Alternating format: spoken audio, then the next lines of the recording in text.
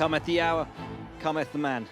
And this season has all been about one man. Max Verstappen has set records which may never be broken in this sport's long future. What an amazing season 2023 has been, and we're going to wrap up the final race of the year and the year as a whole here on your post-race show from the Abu Dhabi paddock. Welcome, folks, to F1 TV's post-race show with me, Will Buxton, Pietro Fittipaldi, Jolyon Palmer, and guys, that's it. The season is done. Max Verstappen sets more records, 1,000 laps led. That's never been done before. A bigger points margin than anyone's ever had before. 19 Grand Prix victories for the season. I mean, how do we adequately wrap up a season, a driver, a champion in Max Verstappen? Yeah, I mean, it was a legendary season. As we all know, broke many records this year. And I expect Red Bull to be very strong again the following season in 2024. But yeah, we're glad kind of the season's over now. It was a long season. Yeah, looking forward already to the next one.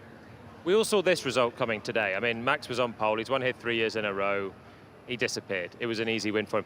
But rewind this time last year or in preseason testing, to have done what they've done, 19 wins for Max. Normally there's things that are going wrong. There's the rain in Monaco. There's things that happen. There's pit stops that go badly. There's some level of reliability.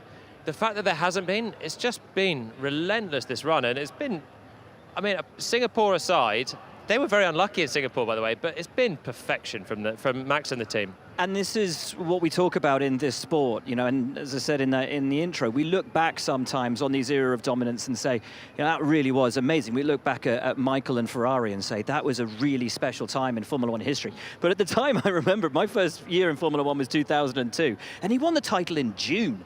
And we were all saying, what do we talk about for the rest of the year? And people down talked it and said, F1's boring, one person, one team's winning all the time. We look back on that era now as something really very, very special. I think it's important to look at the era that we're living through and recognize how special this is, because this doesn't happen all the time. A driver and a team in such perfect harmony that they take 19 Grand Prix victories, Pietro. It's unheard of. And Formula One is so competitive nowadays that, you know, it's so close. If you look at qualifying times, top 18 within 0.6. And if you compare it to the past, you know, I think there was more delta or more difference between teams. Nowadays, it's so close. So for a driver and a team to be able to be this successful in the area we are in now, I think it proves that it's an amazing feat.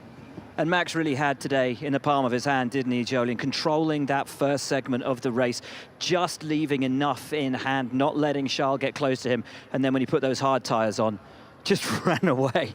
Yeah, we can appreciate the talent. You know, Max is outstanding. The Red Bull team, like I said, they've been almost perfect this year. I really hope they get challenged next year, because as much as you can appreciate it, over 22 races, there's a lot of appreciating that we've got to do.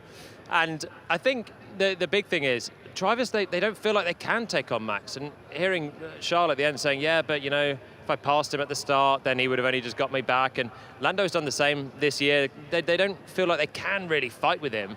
So because he's that strong, he's that quick, he's that good around every single area, everyone's just this year just sort of had to bow down to him. Or is that because they know that ultimately the fight might not be worth it? Ferrari were in an important battle today for the Constructors' Championship, so too McLaren in their battle with Aston Martin. We know that Max likes to get his elbows out, and sometimes, as we saw in Baku against George Russell, contact can happen. Better to live to fight another day than potentially to take that damage, and we get the replay of the start here. No, it's literally exactly that. Yeah, they don't feel like the fight is with Red Bull because they're too quick. These are the two moments here where Charles, he's so up the inside into the big braking zones there, firstly at turn 1 and then again at turn 6. If that's anyone else than Max, he's releasing the brakes, he's running them out of road, Absolutely. He's taking the fight. But because it's Max there, Lando did the same in Japan and somewhere else, I can't remember now, but if it's Lando and Charles together, they're racing very differently. And here's the thing that I think we should remember coming into this winter break. These last few races have been way closer. McLaren, Red Bull were worried about Lando. They were worried about McLaren in Austin. We had a real proper Grand Prix on the streets of Las Vegas just 1 week ago, in which Charles Leclerc took that battle to Max Verstappen, got back to him, repassed him, a wonderful battle for the lead. We've seen Ferrari up there. We've seen McLaren take huge strides this year. Mercedes, we know, are going to completely reinvent their car for next year. The prospect of where we're going into 2024, Pietro, for me at least, feels very positive. Yeah, because you see kind of the glimpse of, you know, different teams having very strong cars at different tracks. One thing's that Red Bull have a strong car in every single track, you know, but then when you have Ferrari fighting up front at some races, or McLaren, or sometimes it was Mercedes earlier in the year. But like you said, you know, when you get to a track like here where Red Bull is so strong, especially with race pace, you get to that point as a driver where you're putting it, you know, on the inside of Max, and you're thinking, I might lose more time fighting him now than it's worth it. Let's take a look at the race. We can talk about the future all day, and we can look back over the season, and we will do later in the show. But let's look at the Grand Prix, because I think one of the pivotal moments happened when those first round of pit stops came in. Lando Norris had a brilliant start, was looking fighty, was looking punchy, up there in the podium positions. A 5+ second pit stop, Jolyon, took him way out of contention. Without this, is the result today looking different? Oh, honestly, without that, Ferrari might have second in the Constructors' Championship, because he was crucially between Leclerc and Russell, but that allowed George through. They pitted at the same lap. Mercedes had a slick stop. McLaren, they've been brilliant on their stops. They have the record for pit stops. They got it this year, but they didn't get it today, and that cost Lando 3 seconds. That was the position. And those three, Norris, Leclerc, and Russell, they were all really evenly matched on pace. That said, he's P6 in a Drivers' Championship at the end of the year, a string of podiums to tail off this season. If you'd have told him that after Bahrain, Pietro, do you think he would have taken it? No, because I was there watching on track and the Bahrain preseason testing, and I'm not, like, the McLaren were the worst car there, honestly. Just by looking at it and looking at the stability of the car. And Aston Martin looked like crazy good. I was like, wow, these guys are really fast. But McLaren were just off. And for however, I don't know how they were able to come back and finish so strong as they did. It's been an amazing second half of the season for McLaren. It really has. And I think, just touching on next year and this year, that's one of the things. You mentioned McLaren at the start of the year. They were rubbish. They were nowhere. They were out in Q1 all the time. They could barely score points. And now they generally have been the closest challengers to Max. And remember we started the year with Ferrari having a different concept, McLaren, Mercedes, Red Bull all having different concepts. They've now started to think that the Red Bull one might just be the best idea. And I think that's why it'll close up in the future. McLaren basically proved that, didn't they, in the middle of the year? And if McLaren, or if any team, can catch up that much in a season, what can they do in the off-season? Well, I hope a lot, you know, so we can see a much closer fight. And, you know, for us at Haas as well, you know, we need to make improvements and move the car forward. So I hope in the off-season, you know, many teams can bring more competitive cars.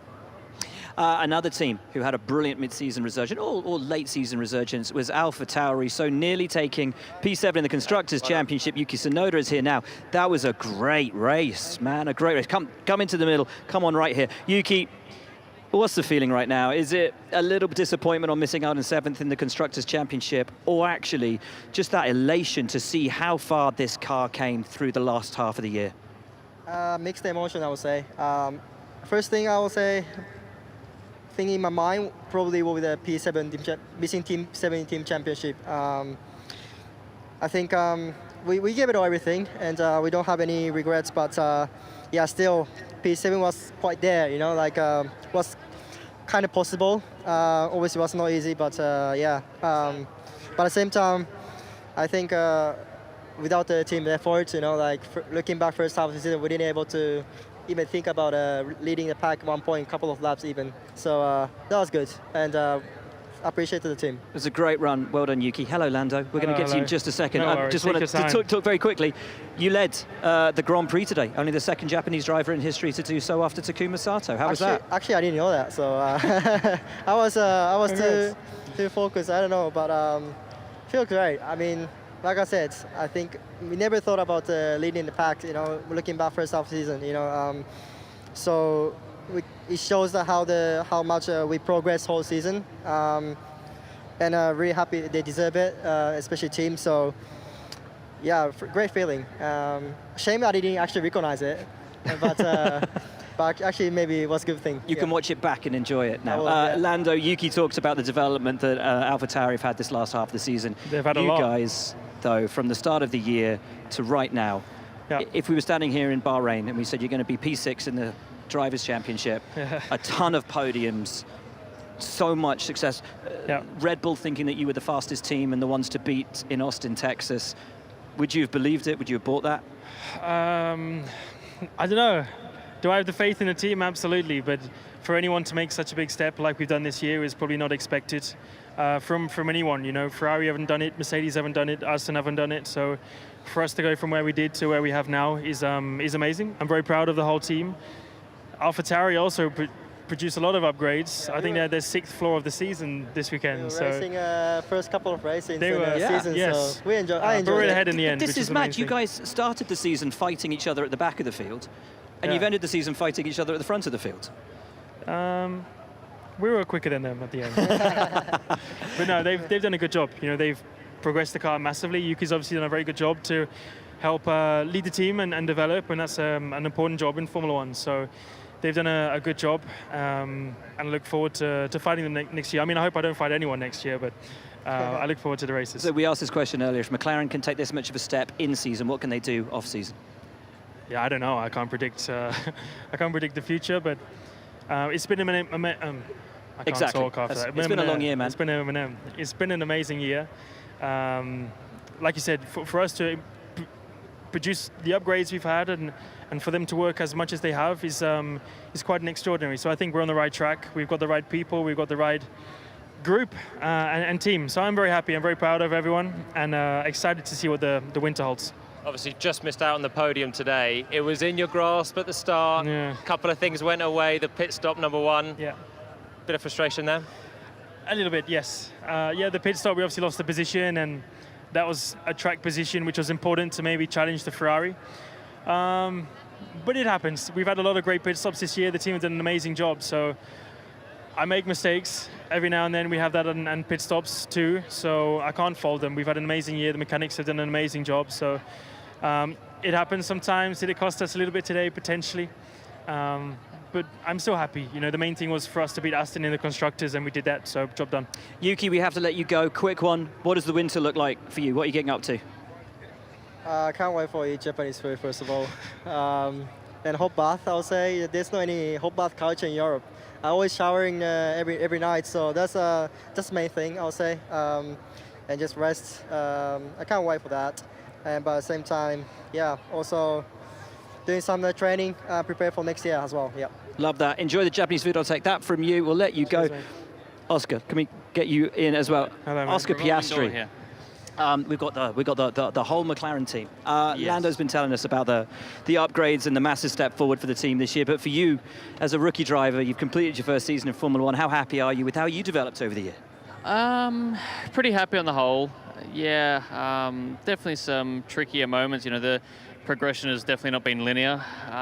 So some things to still work on for next year. But the highlights I've enjoyed a lot. You know, to have a couple of podiums in my first season, I definitely didn't expect that. So it's been an honor to be able to race at the front in my first year. But we want to try and do it more often next year. So that's the goal. How's the vibe between you guys and the team? Obviously, rookie, established driver in the team. You've been racing each other a lot as well. Are you guys getting on? Are you learning from each other? We hate each other. It's awful. It's terrible. No, I think it's been good. Obviously, there's been a lot that Oscar's been able to bring, even as a rookie, which is always good. But I think we worked very well together. I've learned things from him, and I hope he's learned something. Actually, I don't hope he's learned anything from me. But we've done what we wanted as a team, and I don't think, let's say, we would have beaten Aston if we worked as well as what we did this year. Simple as that. So I think it's good, in my opinion. But you learning from Lando, Oscar? I am. The good, the bad, the ugly. No, it's been really good. I think even coming into this year, Lando's already established himself as one of the top drivers on the grid. So I knew I was up against stiff competition when I joined. So it's been a really good benchmark to have. I think we've worked really well as a team and trying to help all the engineers and help the team go forwards and improve the car. We've always had pretty similar comments from the beginning of the year, which is nice. I think we've been pushing each other to do better. George almost ended the season with a broken leg there. He did, I tried. Nice to see the top three walking through. Guys, we're going to have to let you go very soon. It's the same question to you. What does the winter hold for you? Are you getting home? I am getting home. I've got to get my wisdom teeth out before I do that. Aye. Yeah, so that's going to be fun. But yeah, then I'm going home for 3 or 4 weeks. So that'll be nice. Have a second summer break in Australia will be good. See all my family, see my friends, and yeah, come back refreshed for next year. Feels like this season only just started, but wow, no. It feels like it started 2 weeks ago, but it's just never ended. Yes. So yeah, looking forward to some time off and going again next year. How about you, Lando? You still got your wisdom teeth? I don't know. I think I still got them. I've got no idea, to be honest. I don't care about that. They might be there, they might not. You'd know if you'd had them out. Yeah, okay. Yeah. I've not had them out. It's horrible. I've not had them out. Yeah. Thanks for the comforting. Sorry. Looking But I forward wish to it. Oscar all the best. Thank you. And what am I doing? Just relaxing. Just waking up in my own bed. I've not been home for 2 months now. I've been away since before Mexico, before Austin, before all of that stuff. So it's been a long journey, but an amazing year. So just to take some time away, wake up and just go, I got absolutely nothing to do today is something I really look forward to. So yeah, spending some time with my family, with my friends. Yeah, I don't know, just chilling, forgetting about Formula One sometimes. It's a good thing to do. So Switch off. Switch off and then come back better than ever. Love that. Guys, thank you so much for coming on the show. Brilliant Pleasure, season boys. from both of you. It's been a joy to watch you race. Thank you so much for Thank coming you on. very much. Thank you. Appreciate it, guys. Cheers. Absolutely wonderful. All right, we'll hand these back to Bernie, who's going to kill me because I've muddled up his order. Great to hear from the McLaren boys, guys. And it has been an amazing year for both of them and the team. Yeah, I mean, it's been fantastic. Podium finishes, race wins this year. Oh, yeah. So it's amazing, and for sure they get along, which is always good in the team. You know, you need that good team atmosphere, so it's always important. I doubted them a lot in the pre-season. Yeah, I me think too. everyone did. But it's actually their best season in 10 years or so, or more than 10 years. So I think that's encouraging. And they're great drivers, aren't they? You know, they're two probably up there with one of the best partnerships in Formula One. They work well together, and they're going to be pushing that on for next year, I'm sure. It wasn't just Formula One racing here this weekend in Abu Dhabi. Of course, Formula 2's season concluded just this afternoon. And this man here is your 2023 Formula 2 champion, Teo Pourchaire. My man, what a season. And what a tough final weekend for you. P14 on the grid, both races. You fought through, you raced valiantly, you raced brilliantly. Had to hold off Fred Vesti, who is rapid, we know that, but you are champion. Congrats. How does it feel? Thank you very much. It feels, I mean, I'm so happy, so tired right now, but, you know, very stressful last weekend because I qualified P14, unfortunately. We had a small engine failure. I mean, the engine was not good in quali. We had a water leak, so we had to change for the sprint race. But I mean, coming from FP1, driving the F1 to the F2, I didn't adapt very well. So yeah, it was not easy, but you know, very stressful weekend, but we did it. We won the 3 championships with ART, so amazing season. I'm so happy right now. Jolien, you know what it takes to win a feeder series championship. You were, of course, GP2 F2 champion back in the day. What did you think about this man's performance this year? Yeah, brilliant. I mean, you did what you had to do. I'm so pleased that I managed to wrap it up before the final the final round, because I know mathematically we thought you'd do it here. You had the Formula One chance, and that was a great experience. But did you think you had? You thought you probably had it done, but I guess you didn't sleep a lot last night. To be honest with you, I didn't sleep much, but yeah, it's okay. It's okay. You know, I'm super happy right now. We won the championship with the team, so yeah, we did what we had to do, as you said, and you know, it's been very tough season. After 13 rounds, Fred Vesti just finished 11 points behind me, so you know, the competitiveness of the championship was really high. I mean, the top 10 is really close. A lot of different podium finisher, race winner, so it's, you know, very competitive series, and to win the Formula 2 championship, you know, it was a dream for me at the beginning of at the start of the season. So yeah, super happy. It's been so much fun watching you race all the way through, mate. It's been an absolute dream. What is the next step for you? Do you know what stands in front of you? I don't really know at the moment, but I will be a reserve driver for Sauber next season. So, Excellent. So yeah, a lot of simulator work, and I will be driving, I think, in FP1 for the rookie session. So yeah, but my goal is to drive in another series to keep myself busy and fit, you know, because doing only simulator, it's great, but it's not enough. I mean, I would love to race in another series. So I'm in talks with my manager. He's in talks with a few teams in another series. So yeah. Excellent. Any prospective teams out there, get in touch with us at F1 Live, and we will pass your details on to this man, because he should be in a racing seat next year. He's too damn good to be sat on his backside all season. Teo, thank you for coming on the show. Just, as always, wowed by your skill. Congratulations, man. Thoroughly deserved. Well Thank you very much. Thanks for coming on. Appreciate that. Appreciate Teo coming on the show. And we have to roll now very quickly, because Laura Winter has managed to track down one of her favourite people in the paddock, James Vales, who has managed to cling on to 7th place in the Constructors' Championship for Williams after a great season. Down to you, Laura. P7 secured for Williams. James Vales alongside me, and look, I know this hasn't been the weekend that Williams would have wanted, but P7 was very important with the charging AlphaTauri. Just sum up how proud you are of this effort. Incredibly proud. I mean, as I always said before, it's not one race that defines the season, albeit it often, as it does here, comes down to that.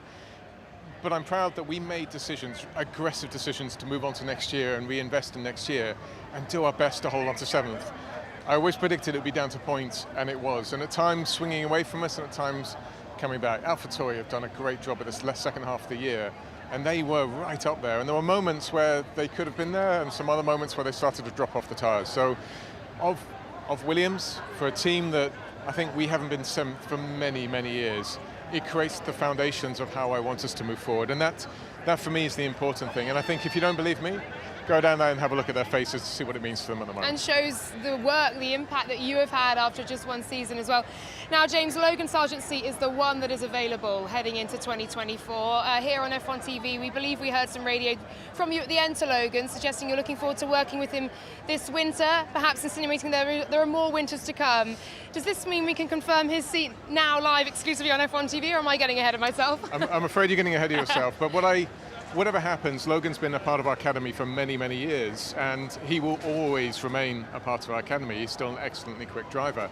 But I think also, if we step away from that, look at the last 5 races and how he's been improving and stepping forward, I think you can see signs that he's doing what we need to earn the seat, but we're not in a position to confirm that just at this point in time. The main thing I wanted him to be aware of is I'm proud of the steps he's made across this year. And we have time together across this winter, many days across the winter, and let's see what comes out of that.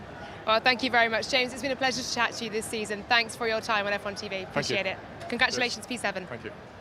Interesting. And I'm sure not what Logan Sargeant would have wanted to hear. The radio message, as I understand it, was... Hold on, I've got it on the phone here. It was... Oh, I've just got another message through. I had this. Looking forward to this winter and many more together. Perfect. Many more winters together. Well, maybe they like hitting the slopes. Maybe. They go to the Alps. Maybe. But as Laura said, here's the opportunity to confirm. James absolutely squashing that. He wants to confirm Logan. He wants to. He's been very praising of Logan, and I think I'm sure there's some sort of negotiations going on behind closed doors. It was a tough weekend, really, for him. He didn't get a time on the board in qualifying, which is a pretty cardinal sin, really. 2 laps to lead for track limits. And there's been times where he's been looking like he's under pressure. Then he does Vegas qualifying and he's right up there. There's potential there, but will Williams keep him? Here's the man. Come on in. I don't know. Have we had you on the post-race show this year? I don't know if we have, man. I don't know. Probably not, if we're thinking about it. No. You thought he was going to be a regular when you stepped away this time last year. Yeah, I know. You're going to be anchoring the show. We tried to get you on the pre-race show a couple of times at the start of the season, but you kept on failing to turn up, so we stopped asking. Sorry, it wasn't personal. Maybe it was. I don't know. How was the race? Tell me. It was actually pretty enjoyable. Okay. Yeah, there was a lot going on. You know, Ferrari, Mercedes, how that was going to work out. Who got Aston it in and the McLaren. end? Mercedes. Okay. Yeah, and McLaren beat Aston, and you guys just missed out in the battle with Williams. Was close. It was. Okay, cool. I think 2-stop races are nice. Yeah. 2-stop races are nice. It definitely opens up a few more things with, well, when there's a bit of deg, then you have, yeah, seemed to. I don't know why there was a few more, maybe 2 stops this season, but that was fun. I enjoyed that. Let's look at the season as a whole, because my word, you've been on a roller coaster from Yes. Red Bull Reserve and traveling the world and doing media appearances to then training into AlphaTauri, then the broken hand, then back. Did you? I mean, yeah. That was a very interesting season. But look, with all the call of the ups and downs, I think there was. Globally, it was very positive because I realized I got my answer that I was really looking for 12 months ago, and I realized that this is still my passion and it's what I want to do, and I just needed to get a little bit of time to myself, and I think also just acknowledge that there's a little bit of a confidence kind of that needed rebuilding, and I guess coming back into the Red Bull family gave me that. So that was we're in a really good place. I'm happy. I remember this time last year you were wearing orange. You were looking forward to getting away for a long time over the winter and checking out. I sense that you're not switching off this winter. You're going to be coming back. You got a big smile on your face again, ready for action again next year. Yeah. The hunger's back. Yeah, definitely. This is very rare that it's the last race of the season and I want to keep going.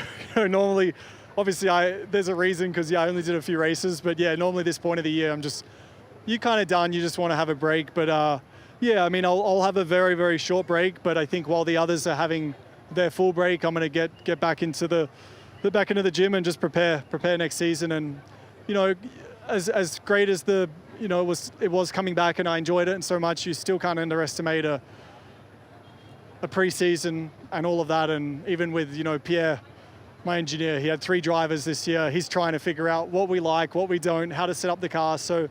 Just there's kind of a whole dynamic which I think will benefit a lot having a pre-season next year. Daniel Ricciardo doesn't go racing for the small places. Daniel Ricciardo goes racing for Grand Prix victories. We've seen that in you time and time again. It's where you're at your best, where you're at your most comfortable. There is a lot to be determined at the end of 2024 in terms of driver contracts and changes. What have you got to do next year to be right in that mix?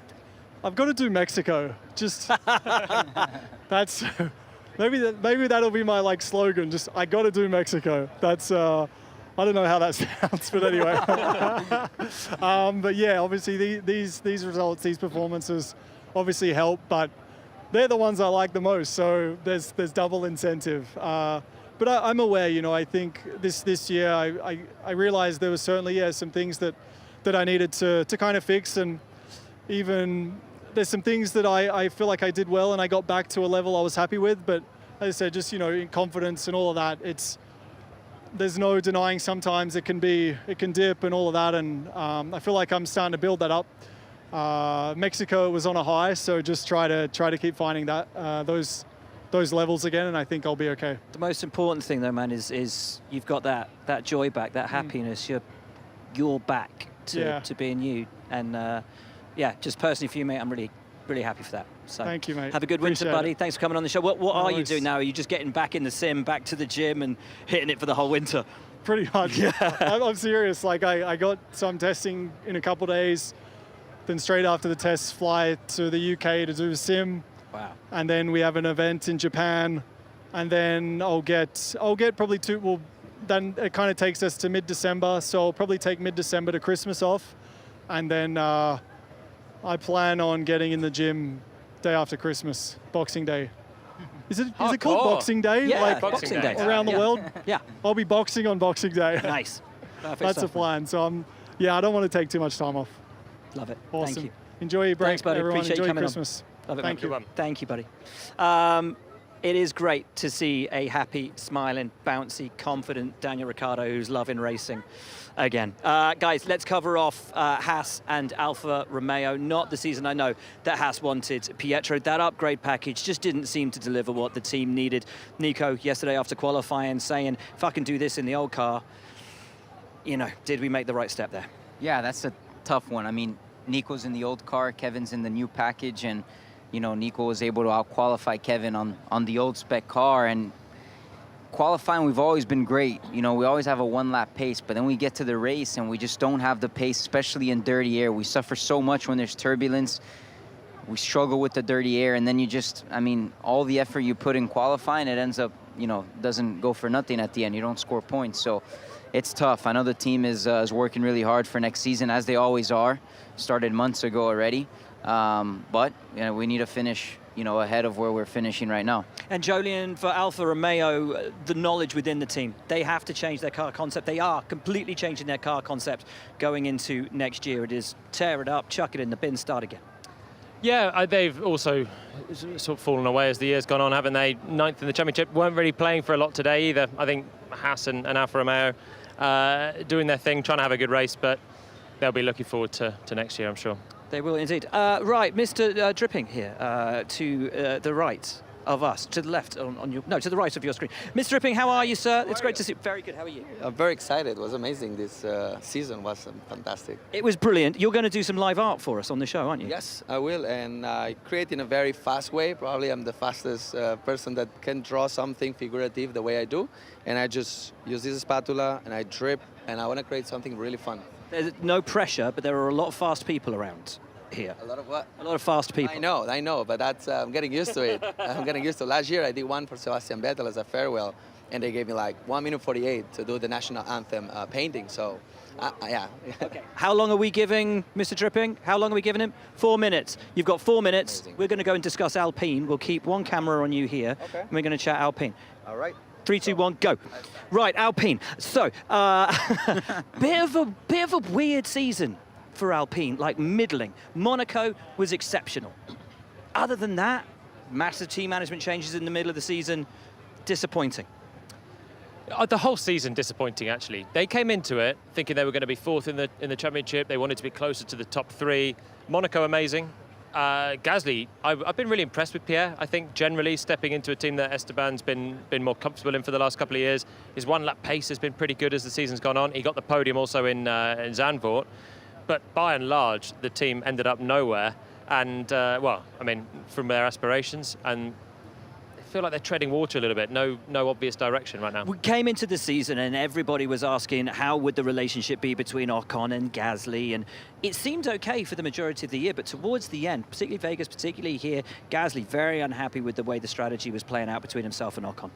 Yeah, I mean, at the end of the day, every driver is competitive, you know, and when you're driving supposedly the same car in the same team, your biggest rival is your teammate, you know. At the end, that's it's always a risk of, you know, losing your job if your teammate is outperforming you. That's the reality of motorsports. So you always have that competitive spirit between the teammates, and it gets, yeah, a little aggressive at times. It does. Talking about aggressive, that is aggressively fast on the painting over there. I can see a race car. Looks like the hotel as well at the top there. How long have we had, Producer Joe? 1 minute 20 to go, or that we've had?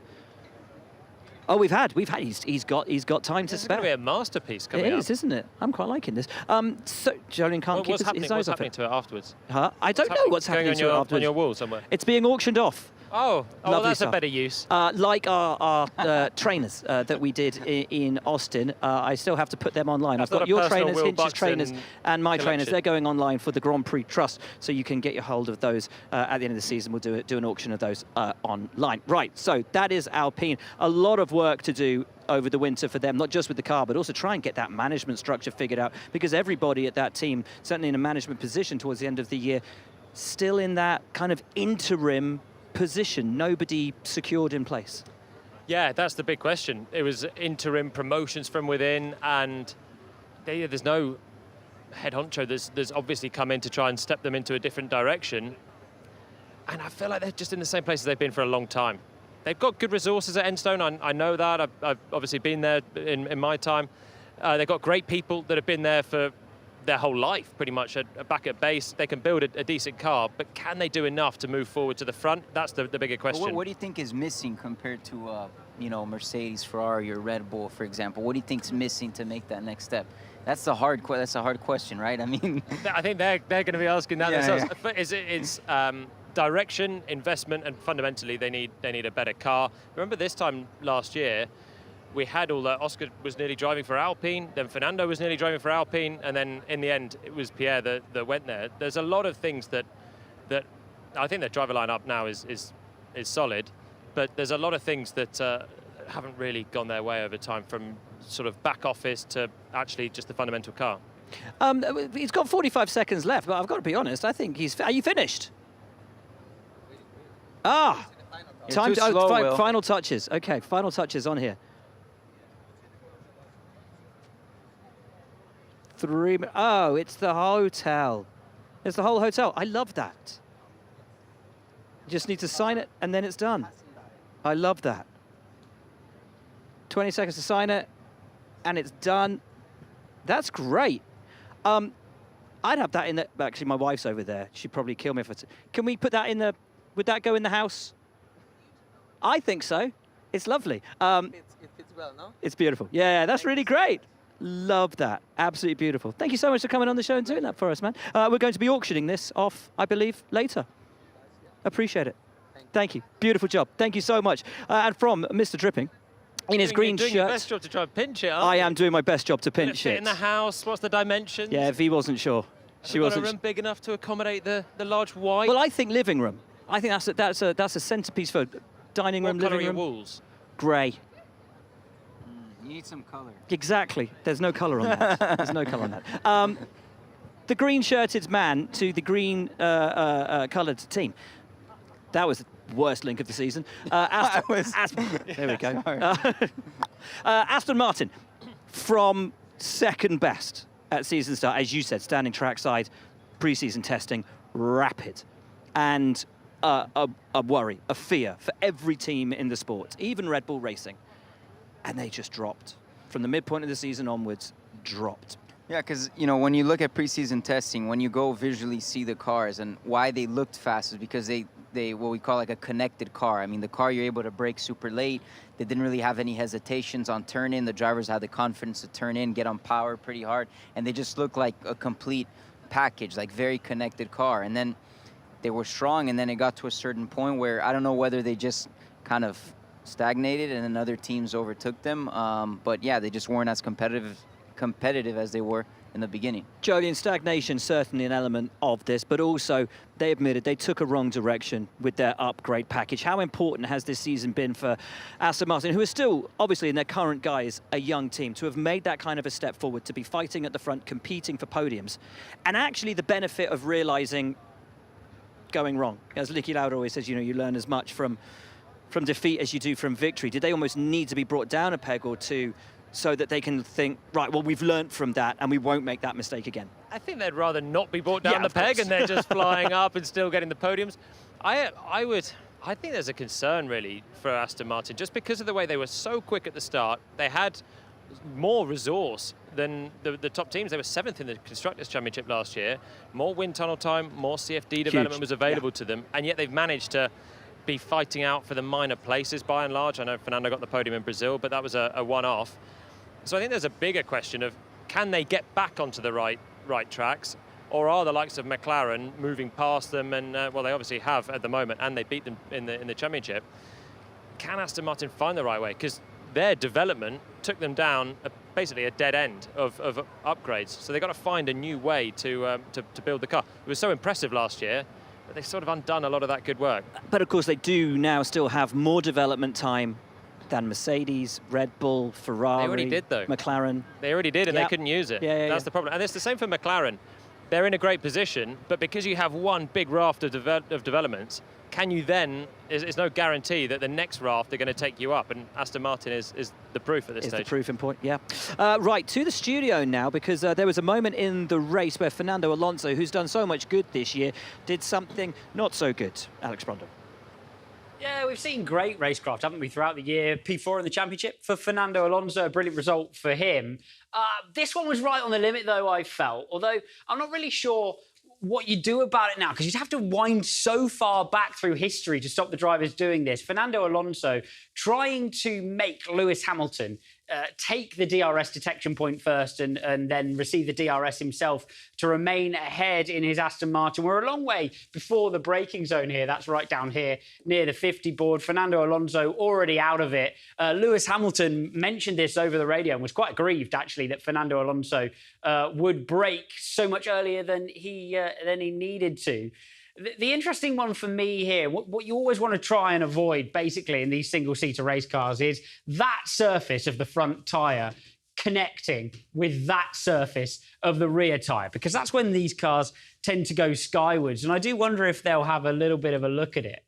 The other thing, when you look at this from Fernando Alonso's perspective, he's actually looking so hard in the wing mirrors of that Aston Martin, he almost drives it off the racetrack, has to look up and keep it out of this this right-hand wall here. That 150 board is in peril as well over there. So we've seen so much great racecraft from Fernando throughout the year. He's been a massive factor in Aston Martin's development and in their point-scoring ability. But this one, right on the limit. What do you think, guys? Do you think they should stop him doing that? Let me ask the racing drivers, do we think that they should stop him doing that? I don't like DRS Mickey Mouse games.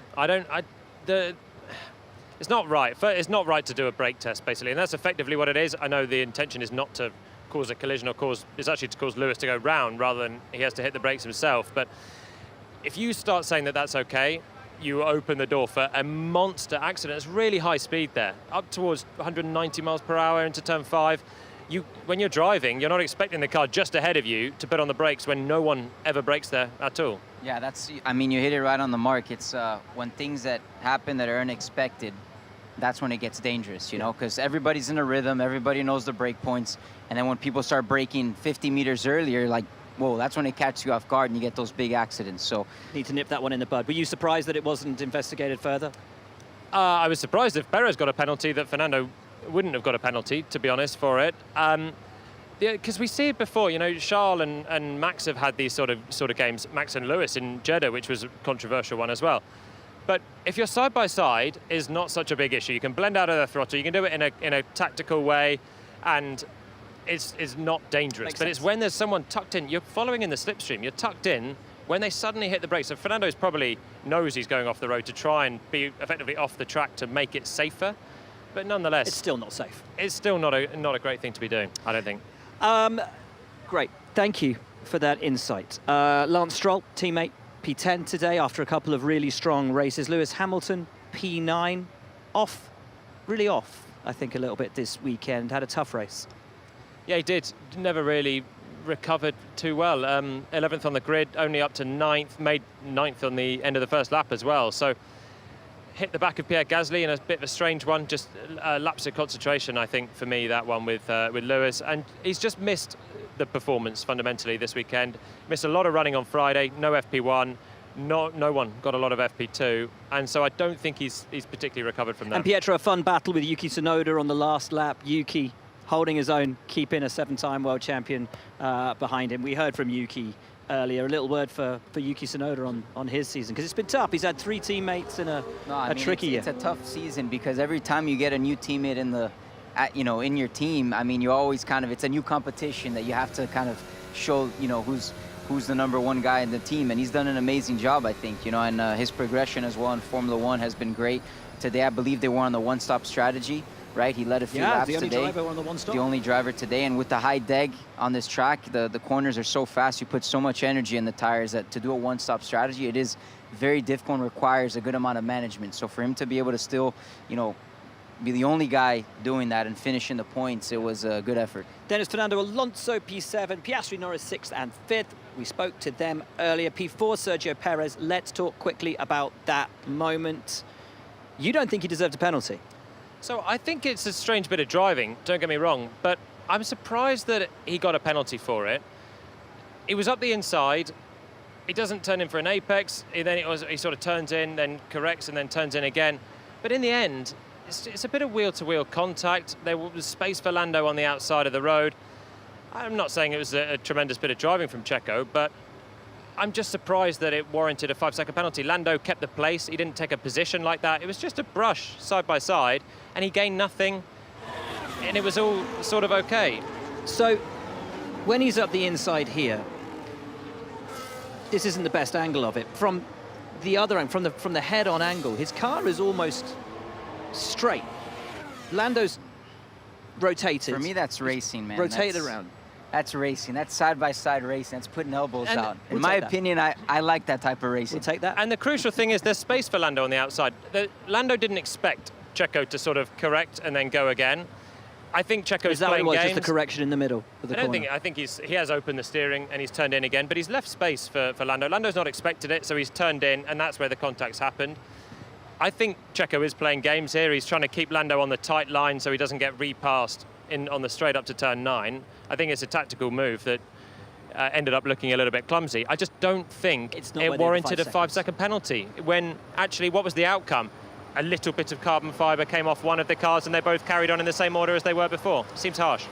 Okay, we'll take that. Thank you for doing that. Right, let us talk very quickly now. Well, let's talk about the top 2. I want to come to George Russell a little bit later because I thought he had a fantastic race. Charles Leclerc, let's talk about him first and foremost. A really strong end to the season. Brilliant run in Vegas, brilliant run again here today. Pietro, your thoughts on the Ferrari driver? Well, for me, like you said, very strong run in Vegas, very strong run over here as well. Obviously behind Max, but nobody can get to Max at this point.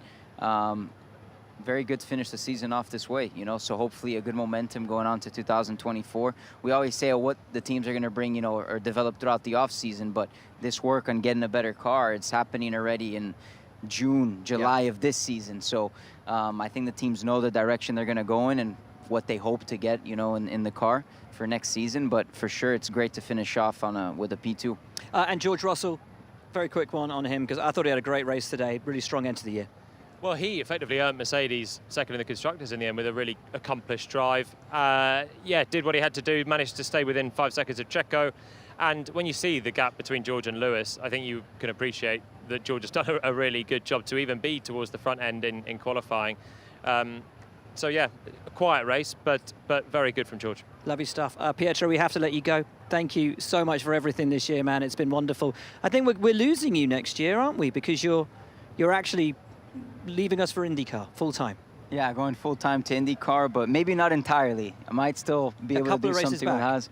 We'll see. Yeah, that's something I have to speak to Gunther about. I'm testing on Tuesday, so still doing some stuff for the team. But I'm moving to Indianapolis already next week. So. Oh, amazing. You're going to love it. Yeah. Indy's a great city. I'm looking forward to it. But thank you again for everything, everyone from the F1 TV crew. No, you guys are the thank best, you. so Your insight is always sensational. We have loved having you on the show, but we couldn't be happier and couldn't be prouder of you heading to IndyCar. Go out there and give it everything, man. It's a great championship. You're going to be so successful there. We know it. And we'll try and get out to a race. Sure. It's a shame Monaco's the same weekend as the 500. I know, they should change that. I know, right? I know. But thank you. Thank you so much, Pietro. Thanks, we love you to bits, mate. Thank you very much. Right, here's your top 3. George, when we were talking ahead of the race, you were hoping for a podium. It's nice to see you've got a Pirelli hat again, and a nice way to end the season. Yeah, it really was. Long race, really challenging within the car. I was coughing every single lap. I've never had a race like that before. So I was really struggling within myself, but nevertheless, it was one of my strongest races of the year. Checo just came out of nowhere. He wasn't on my radar the whole race until I think 10 laps to go, when they said Checo's just box. He's right behind Lando. I was like, whoa, this is going to throw a spanner in the works. And thank goodness for that penalty, because in the end, we were 4th on the road. He wouldn't have passed Charles. Championship could be a very different story right now, but I think Lady Luck was on our side today. Hasn't often been this season, so I think the end result was fair. And a really nice kind of result for the team who've worked hard in what's been a really difficult campaign. Yeah, absolutely. The team have put so much effort in this season. We started the year in Bahrain. It was a real shock for us. We were so far off the pace, about a second behind Red Bull, behind Aston, behind Ferrari. And it wasn't looking good, and we've made some great steps, some really good progress. And we get to the end of this season, and we know we've got so much more work to do and so much more potential within our package, so that gives us excitement into 2024. Can't even believe I'm saying that. I remember when it was 2012, and that was like yesterday.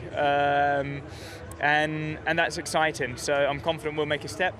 I can't tell you how that will turn into results because we don't know what our rivals will do, but happy to end on this high. Great stuff. Have a good winter. Charles, P2 for you today, P3 though for the team. I'm sure a lot of emotions right now, but just try and sum it up for us at the end of this 23 season.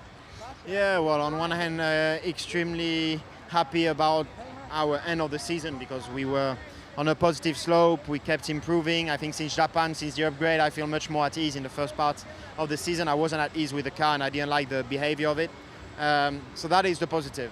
Then of course, since 3-4 races, my only target was a Constructors' Championship and we didn't quite get that. I have no regrets because I gave it all, and even with Checo trying to give him the DRS in the last lap to try and for him to pull away 5 seconds to George, I tried it all, but it didn't quite work out. You did try everything. Well done. Congratulations. You should be proud. On to 24. Thanks, Charles. Thank you.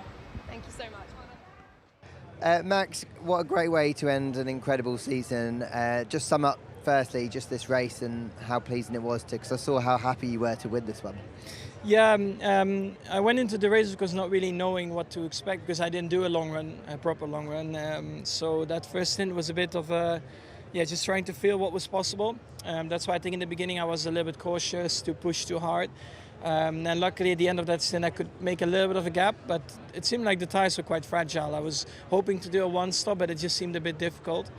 And yeah, after that first stop, of course, we went on to the hard tyre. It seemed all a bit more under control. And also, you know, I kept on pulling away from the cars behind. So yeah, just step by step, I could just extend the gap a little bit more. 19 wins, what a season, 1,000 laps led. When you hear those numbers, how do you reflect on that? Yeah, I mean, the target today was to win, and then probably the second target was to try and get 1,000 laps in. At least my engineer was really on that, so we tried to also stay out as long as we could, you know, that we didn't have anyone else extend too much and take too many laps in the lead. So yeah, I think we did well. Yeah, the whole season, of course, it's been unbelievable. Yeah, incredible. I mean, I don't know what to say anymore. It's just been a lot of fun as well. Besides the performance, of course. And I also know that it will be very hard to do something similar again. I mean, of course, you will always try to aim for something like that, but to execute it, it's going to be very tough. Fair play. Well, have a great winter. Thank you. It's everybody. Jakesy, Lawrence, Laura, Jolien, the full F1 TV team. Jakesy, what season this has been. It's been great having you back in the F1 TV family full time. How have you enjoyed calling this season, mate? I have loved being live, and there's been something every single weekend, all right? The same guys won more often than not, but there's been something to enjoy every single time, whether it be the battling in Monza at the start, whether it be the weather in Zandvoort. It's Formula One, it's always epic. Lawrence, Max, remember my name?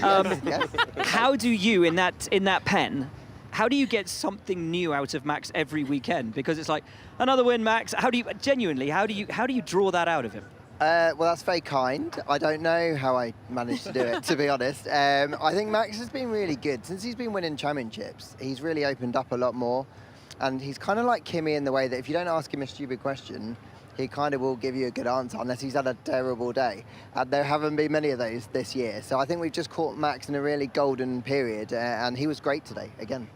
He really was. Laura, this has been your first full season, presenting, hosting, everything. How much have you enjoyed it? What was the highlight? I've absolutely loved this season. It's been epic. And look, like you guys have said, we have had the same guy winning most races. We've had the same team winning all but one race. But there's been something in every single race that has grabbed your imagination, that hasn't let go. And for me, you know, I think some of the story arcs we've had, Aston Martin coming through, Fernando Alonso, that Fernando fever that we all had at the start of the season was really special, you know, turning back the clock. And then equally McLaren's resurgence as well, just the way the pendulum swings throughout these teams. And equally we've known, working in this paddock, working with these people, how much a P7 for Williams actually truly means to people working there. It's not just, oh, okay, we're at a few 30 metres up the paddock next year. It's money, it's bragging rights, but it's also just heart and pride and I guess a reward for all of the effort that has been going on both here and back at home for all of these teams. So absolutely. I've loved it. It's been amazing. Jolien, I'm sure you don't want me to ask you a question. You've probably answered enough this season, haven't you? Go on, Jolien. Well, my favourite moment was Zandvoort. No, but we've had some great moments this year. I think there's been the Vegas race. Las Vegas was incredible last weekend. Monaco, having the rain in that race was amazing. But then I loved Zandvoort. with the team, all the team together, and what a race it was as well. It's become your favourite race, hasn't it, Zandvoort? I love Zandvoort. We're on the beachfront. It's a nice vibe. There's a huge Dutch army. It's techno from dusk till dawn. Unbelievable. I think more the racetrack rather than saying what we did in the evenings. Careful now. We can't continue to sort of break a little bit in Zandvoort, didn't we? Right, here are the highlights. No, producer Joe's telling me they're not actually the highlights of... Oh, no. Apparently, they're what the gallery thinks are our highlights of 2023. Oh, God. Oh, here we go. No, I don't want to see this. Welcome, folks, to your weekend warm-up with me and him, and her and him. Is it going to be Norris or is it going to be Verstappen? Who's for Norris? 1, 2, 3, move! Carlos. You guys have fun the rest of practice. Well, there goes Hinch. Oh, he's already made friends. He appears to have a pit stop of his own. For the F1 weekend and the on-track action, but we arrive here with the championship battle. Very hot indeed. 6 points, as you said, Laura, separate Max Verstappen from Sergio Perez. What do we think about this?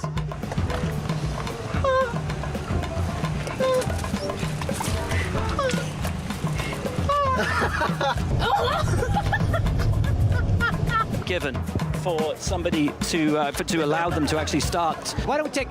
No, sorry, we're not allowed Doing the top three. We're doing the It's top good to know three. you watch the show. Hi. Hi. Oh, my God. This is me. Cars looks like you've just gone for a walk. Who might this not suit? You, apparently. At the moment, apparently, yeah. It's this side of your shot, the people who have dressed for television. And this is a man who's dressed for a commentary box. That's what's going on. Pretty snappy dresser when you were at the Renault team. There you go. There we go. Yeah. That is a look. This is my first day in the job. Get that off the television. I'm going to try and hold this together. Mercedes, obviously straight line speed was an issue. Yeah? You put both hands on the wheel, please, and look at the track. God, you're so demanding.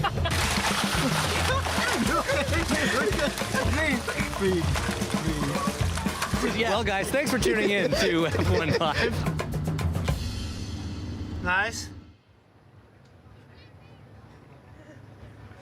Very Outstanding nice. stuff. Oh. I mean, truly unbelievable, but I've got to be honest, I think there's something missing. Let's have a look.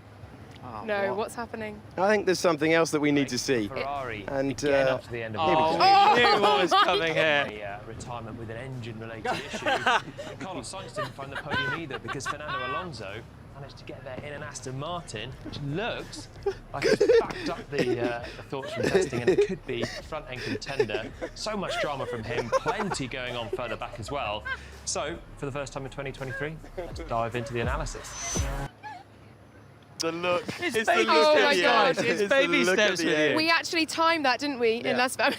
We had a lot of time in Las Vegas when free practice 2 was delayed by 15 hours. And we timed that walk, Joey, and I'd say it's about 7 meters at a push, and it took you 19 seconds. When that first montage stopped, I really thought I got away with it as well. I thought, I got away with this lightly. Maybe not. Brilliant stuff. Brilliant stuff. What a season it has been, guys. It's just been a phenomenal year. It's been such a joy to share it with you all. Had the best time. What was your best moment, Will?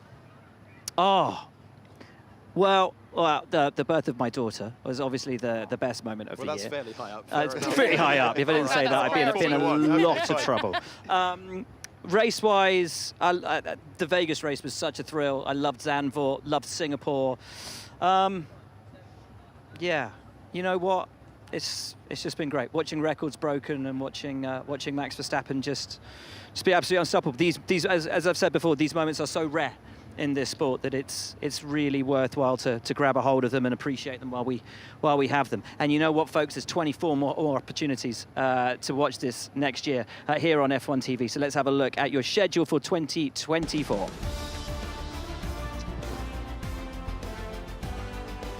We start in Bahrain on the 29th to the 2nd of March. Then we head straight to Saudi Arabia, then Australia, Japan, China, and Miami before coming back to Europe for Imola, Monaco, and then back to Canada. Then it's Spain and Austria, the UK and Hungary, Belgium, the Netherlands, Italy and Azerbaijan, Singapore, and the USA, Mexico and Brazil, Las Vegas, Qatar, and Abu Dhabi. So that is your 2024. Hello, little one. That is your 2024 schedule. This is the latest member of the team. And oh yes, oh sweetie. Yes, we need to go and see Susie Wolf to get her into F1 Academy very soon. Oh sweetie, I know. F1 TV is a massive family. I want to say thank you to everybody here because we are a traveling family all together. It has been the most wonderful year. Thank you so much, guys, for all of it. Thank you, all of you, for tuning in. There you go. There you go. Mwah. She sat in Lando's car earlier today. You loved it, didn't you? It's been a brilliant year, guys. Thank you so much for being a part of our family. And we will see you guys in 2024. It's been a joy. Yeah. Stop the clock. The flag has fallen. Your winter wait is now in motion. 97 long days remain until we go racing again. A record-breaking season in 2024 awaits, with fabled venues, evocative arenas, modern classics, and returning cities. Bahrain, Saudi Arabia, Australia, Japan, China, Miami, and a return to Emilia-Romagna. Suddenly, without warning, Monaco, Canada, Spain, Austria, Britain, Hungary, Belgium. Then a bit of a break for a holiday. Then the Netherlands, Italy, Azerbaijan, Singapore, Austin, Mexico City, Sao Paulo, Las Vegas, Qatar.